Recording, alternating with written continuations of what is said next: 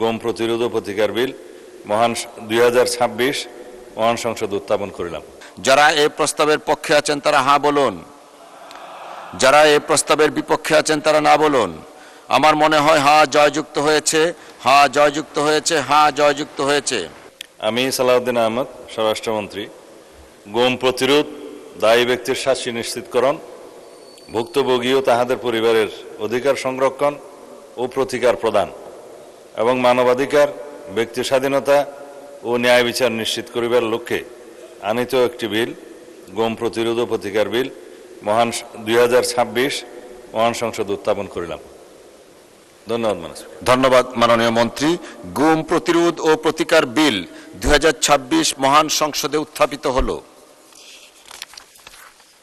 আমি এখন মাননীয় স্বরাষ্ট্রমন্ত্রী জনাব সালাউদ্দিন আহমদকে গম প্রতিরোধ ও প্রতিকার বিল 2026 পরীক্ষাপূর্বক সংসদে রিপোর্ট প্রদানের জন্য স্বরাষ্ট্র মন্ত্রণালয় সম্পর্কিত স্থায়ী কমিটিতে প্রেরণের প্রস্তাব উত্থাপনের আহ্বান জানাচ্ছি। ধন্যবাদ। ধন্যবাদ মাননীয় স্পিকার।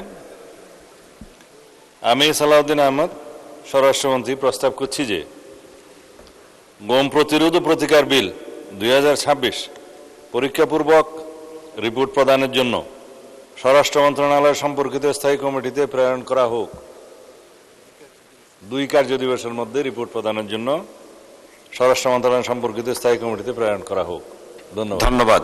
ধন্যবাদ মাননীয় মন্ত্রী। সংসদের সামনে প্রশ্ন হচ্ছে গম প্রতিরোধ ও প্রতিকার বিল 2026 পরীক্ষাপূর্বক 2 কার্য দিবসের মধ্যে সংসদে রিপোর্ট প্রদানের জন্য স্বরাষ্ট্র মন্ত্রণালয় সম্পর্কিত স্থায়ী কমিটিতে প্রেরণ করা হোক। যারা এই প্রস্তাবের পক্ষে আছেন তারা হ্যাঁ বলুন, যারা এই প্রস্তাবের বিপক্ষে আছেন তারা না বলুন। আমার মনে হয় হ্যাঁ জয়যুক্ত হয়েছে, হ্যাঁ জয়যুক্ত হয়েছে, হ্যাঁ জয়যুক্ত হয়েছে। অতএব বিলটি স্বরাষ্ট্র মন্ত্রণালয় সম্পর্কিত স্থায়ী কমিটিতে প্রেরিত হলো।